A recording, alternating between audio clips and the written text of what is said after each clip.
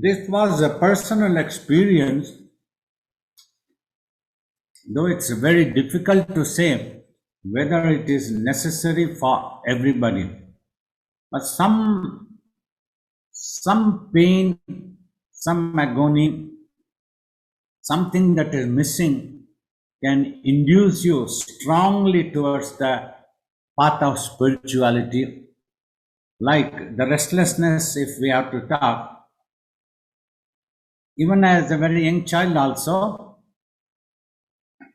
I used to feel restless at the sight of this world. My childhood was very comfortable. Parents, siblings, all loving and caring to each other. Father was a doctor, so everything was comfortable. However, I felt an unknown pain type, though it was not a physical pain like the throat getting stuck, something that type of, as if I have come to a place where I do not belong to, as if I'm here aimlessly. Somewhere I belong to and I don't know where I have to go, what it is. That type of an unknown pain used to be there. As I have already told, the thoughts that used to be coming, if there is some button by pressing which I can make the universe disappear. Though this could appear as a funny imagination for anybody, that very thought, that imagination itself gave me a lot of peace. The sight of the world made me a bit restless.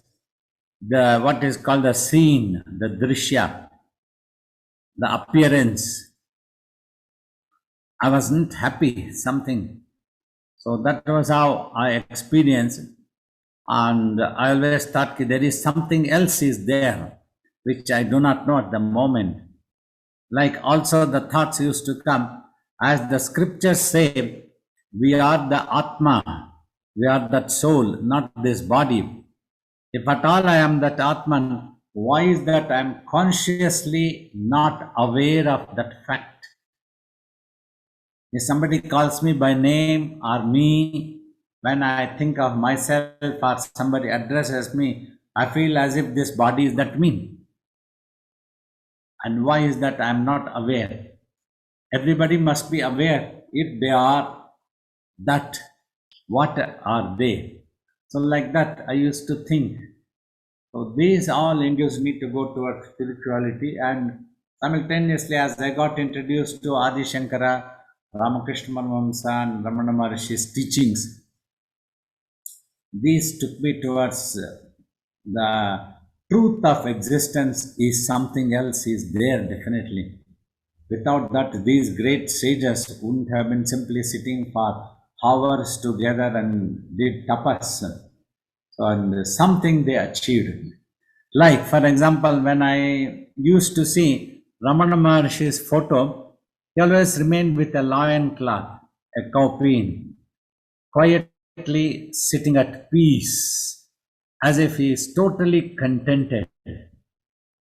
I used to think, what is it that this man has achieved that has given him so much peace, and he looks very contented, though he has only a lion cloth on his body and he doesn't seem to own anything else.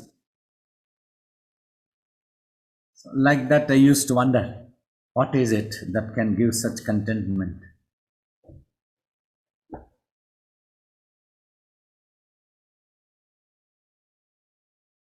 This is the most difficult thing when we look humanity. Generally, everybody seems to live in this world or operate based on their own temperament, like showing an anger, whether showing a jealousy or showing a dislike, showing something like that, whether a negative thought or any such thing. I have felt they don't seem to consider about the other, on whomever they are jealous or angry or that type of behavior they are showing, they don't seem to understand what that person might be right, that person might be innocent, that person may not be that negative as we imagine, but yet some people behave with them as if they are very negative people, they don't like. And also another important, since younger days, I observed human beings, suppose if they are angry with somebody else, and if they are unable to show that anger on them, then they would show that anger on somebody else. Just as a matter of interest, I remember having read a novel, Eyes of the Cat. That is the title of the novel. One small girl, she loses her mother, but and her father remarries again. She has a stepmother. That stepmother's eyes are just like the cat's eyes. She ill-treats the girl. She beats her up. So she developed such a dislike for all the cat's eyes. She is unable to take the cats also. Whenever she comes across a cat, she tries to beat them up with stones, with cane. And she goes to school. There also, one boy is cat-eyed boy, like that. So she beats him up just for no reason. She gets so annoyed. So she is psychologically affected as she grows. And finally, a psychiatrist treats her. And the novel is very long. We don't have to go into the details, but theoretically, the moral of the psychological effects that it can affect the human mind or brain's reflections, how one person can start misbehaving just for no reason. Whereas that boy or the cat is not the reason for her suffering. Her stepmother made her suffer. But she was elder, she couldn't harm her. Because she didn't have the power to harm her, she goes on harming other creatures which were helpless. So this type of behavior, human being, general habit in the society. Though in that story she is sent to mental asylum and a psychiatrist treats her, helps her to overcome such effects. When she becomes very violent, when she grows up, she is very violent with anybody, whomever she thinks has a cat eyes. Finally, she recovers. But I have seen many people in the society behave like that. Their inability to consider, oh, this is not necessary that we are behaving like this with these people. They are not the reason for my suffering or for my annoyance. So that inability is there in human beings. They are unable to consider, I should not show the anger that I have on somebody else here.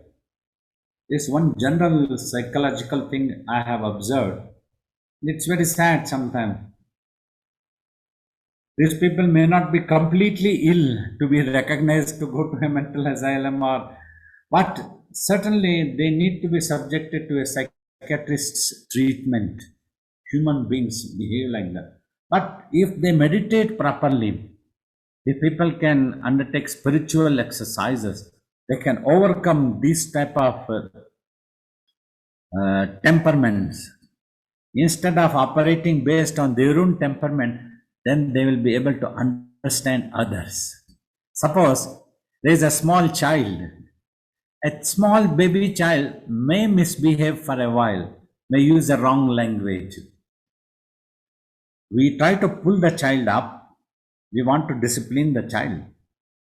And then we stop showing annoyance. Not that we are going to break the head of the child. That is not right thing. It's very wrong. We cannot go on beating. Some parents or some people start beating up such child. Then the child becomes very stubborn, rebellious, and they lose character more. They start behaving very badly like that one. So this type of things happen in the society. As they grow up, they can become quite evil also. So if they are not checked as a child, if we all, that's why This is another thing. Swamiji used to tell, these are his language. Parents, beware. Your children will be watching you. Don't simply give lectures to the children and you misbehave. Your own behavior is very important because they will pick up whatever you behave, the same habits they can pick up. These are some of general observations, not necessarily that is the only right thing. When we get to see, observe the society, world, people, so then they are unable to consider about others. So that is what now those human beings who are able to consider about others, they are able to forgive. They do not entertain enmity all the time. There is no personality clash. Sometimes we may have to fight for a cause, to protect an institution, to protect a country, to protect a larger cause of the world. All these things may come across. If we are a soldier, it's our duty. We have to do that one. However, we shall not entertain such enmity, jealousy, or anger towards any particular person. It's not the personality clash. We are not an enemy of any particular person. If they were behaving badly towards our institution, we would have defended. That right we have, we will exercise. So, but we don't entertain ill will against them all the 24 hours. We are not going to keep thinking. Then our own minds will become corrupted, casualty. We lose our character, our behavior, our personality, all these things, culture, everything goes. Then the entire society can go into conflicts.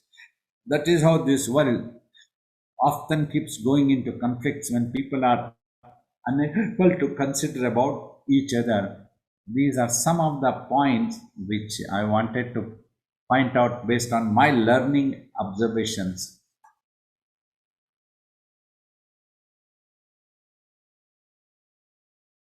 Instead of running away, we use such situations to develop patience within us. That patience can enable our minds to recede and become quiet, achieve that peace within. We may not be able to change the world, but we can change ourselves.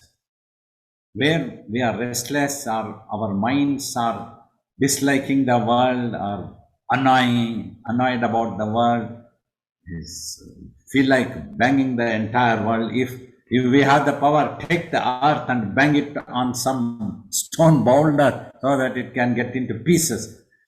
That is not the right thing, you see. We have to ponder over the reason. Is it something wrong in me or something wrong in this world? What it is. Then how to, we have a right to defend ourselves.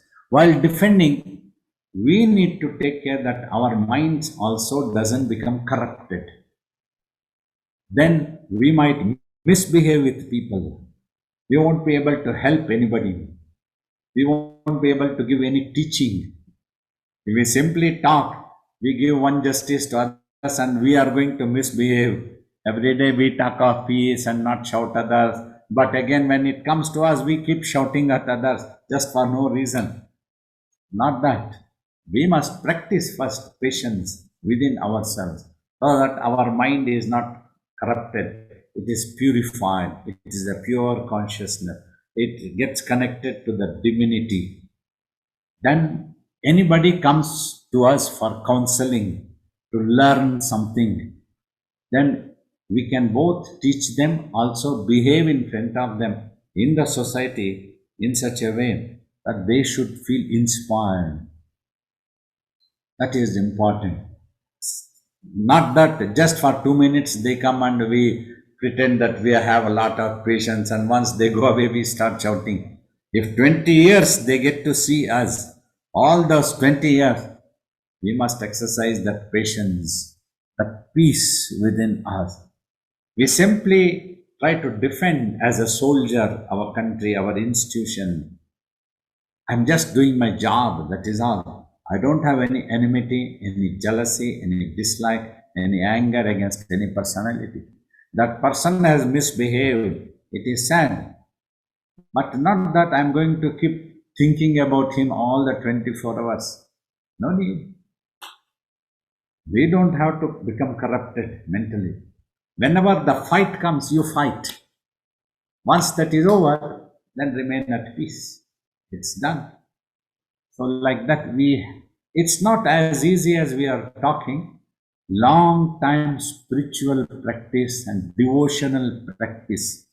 Like when you do any devotional exercises, worshipping God, you should pour all your feelings, bhava. You love God, you love your master. You imagine your master is all the time in front of you, and your behavior will be proper. You will be very careful. Wherever you go, you are unable to forget your master as master is sitting. Then you won't smoke in front of your master. Though physically he is not there, you will smoke only when you think the master is not seeing you. Remember Kanakadasa story I told? So master was teaching them God is everywhere. So he wanted to teach other students. He gave one banana to all students. Go and eat when nobody is seeing you.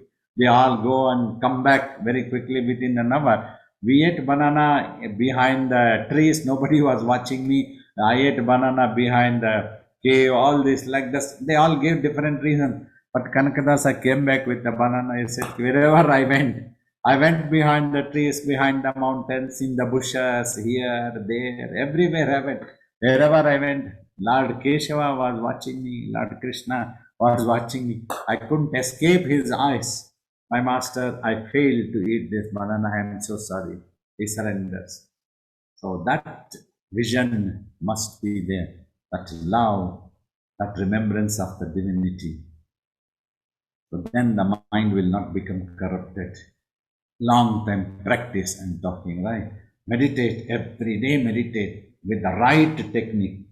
If after meditation and doing puja, devotional practices, if the transformation has not occurred, means that person has not meditated properly at all. He used to sit down by closing the eyes, putting the asana and keep the eyes closed, and probably he was either sleeping or he was creating his own world and more, but he was not purifying his mind. He was doing abhishekams, he was doing aratis, he was worshipping with flowers, baskets after baskets, people pour flowers on divine idols. But if the transformation doesn't come, it was all done to earn money or some fame or some show, but not out of the real bhava, at love. Ramakrishna used to say, those people who cannot cry for God, they are not fit for devotional.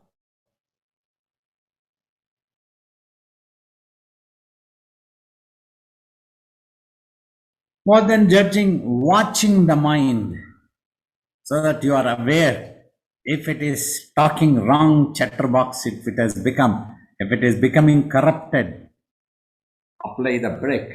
Enough. Shaolin, enough. No more corrupted thinkings. Enough like this. You don't have to. That worldly person, that person is not that worthy that all the 24 hours so you keep thinking about him. It's useless. Think about God. Think about the Atman, as Vasishtha tells. If at all you have to think about that you are the Atman. Vichara. Why do you have to think that corrupted person? That person was corrupted, he behaved badly. It's all right. What to do? He has passed away now. You don't have to keep thinking about him all the time. Well, he did a wrong thing. So like that, you be observant. Observe that what your mind, whenever your mind thinks, immediately apply a brake. Oh, I was made to suffer by another person, but why am I showing my anger on these people, these innocent people? They have nothing to do. Why should I misbehave with them? So like that, you have to be observant about your own mind. It's important because you are the best judge for your mind, everybody.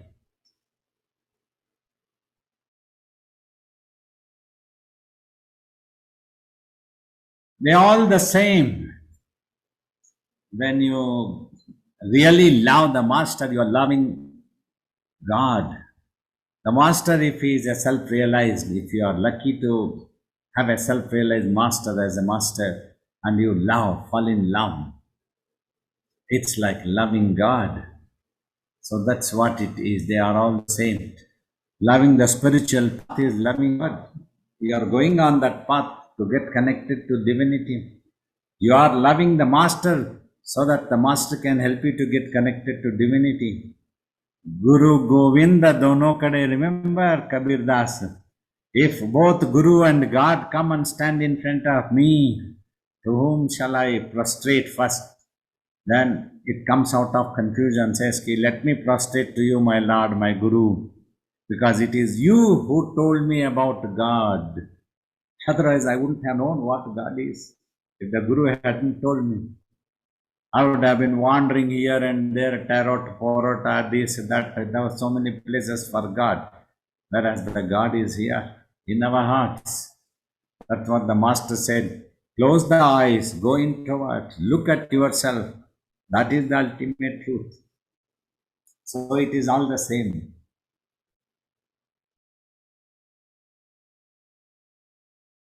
You are not missing anything. All those people who claim theirs is the only way for self-realization or God, they do not know anything about self-realization. They are simply egoistic. A person who becomes self-realized, all methods are equal and same. All that is needed that you concentrate your mind. The mind needs to be purified when you are just watching. So whichever method is suitable, you just carry on, never get confused. You are not going to miss anything. Your mind is the thing which will take you to the divinity.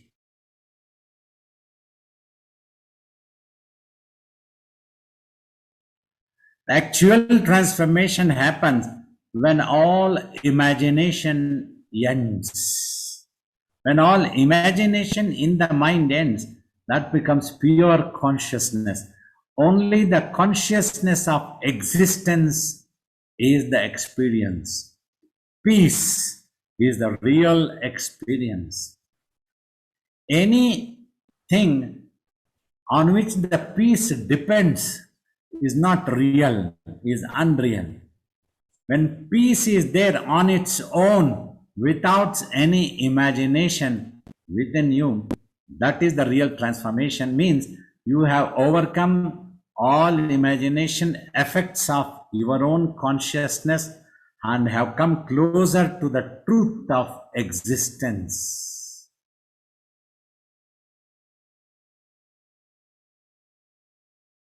Eventually, that conscious also slowly dissolves and you remain in yourself. You may, just for a clue, because this is an experience only when it happens to you only, you will know. Just now, what clue I can give is, imagine you are not this body, you are the space. You have to become that space. Instead of getting imaginations in you, which you as the space, you are imagining. So you are wondering also what will happen. You are the space and you are going to be the space. Nothing else. Whatever you are, that truth will be there. That's what the supreme peace, supreme liberation once for all. As long as there is imagination, there is a doubt.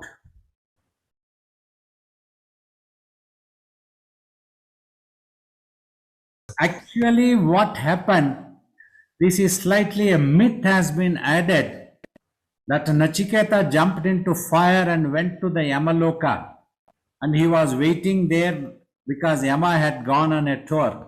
All these are the churning with his own consciousness. When he came to remind his father, Father, you promised that you will donate me to death god. What happened? You are forgetting that. You have given gifts to all other people, guests who came here. Then the father gets disturbed, starts even crying. You are my only son. How can I donate to death god? It is not possible. I cannot afford to lose you. Then a little bit disgust happens within him. Every day my father discussed about death, birth, Atman, everything. I thought he is very well versed. But when practically it came to sacrifice his son's body, after all, he was going to give this physical body to the fire and to Yama eventually. He was not going to do any harm to me. I am that soul. But why is that he got so bewildered and he starts crying? That means he is not experienced. He has not seen the truth. He has been talking only through scriptures. I must know the truth.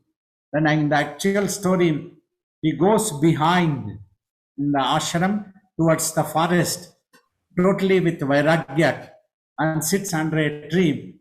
Then in his visions only, it appears to him as if he went to the Yamaloka, and all the honesty is shown first. Because once my father has donated me to the death god, I belong to death god, I must be waiting. Even if he has gone anywhere, he is going to come back, is no problem. Now I belong to him. He is waiting in that vision. So then Yama comes.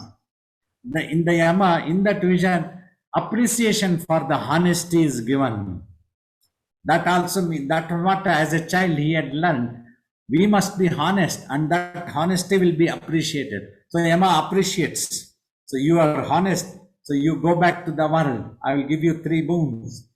So then again, one more thing was, because his father was elder to him, he was father, he begot the child and nurtured him, was looking after. So under any circumstances, I don't want the world to blame my father that he failed to donate me to death god. So he asks that as the first boon.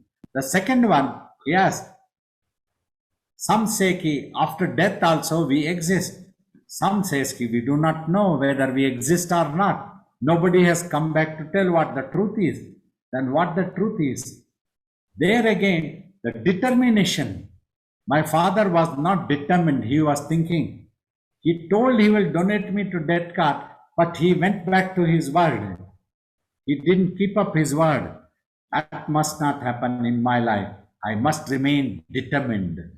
Then Yamaraja says, you don't have to bother about this. You go to the world and live for thousands of years. So in the argument, he goes on increasing the period. 1,000 years, 5,000 years, 10,000 years, you become emperor, you enjoy everything.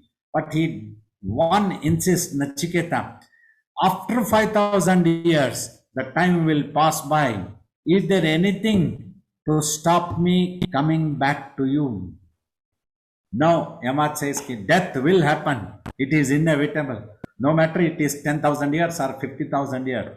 Then what is the use of this 50,000 years? Give me that knowledge now and here itself.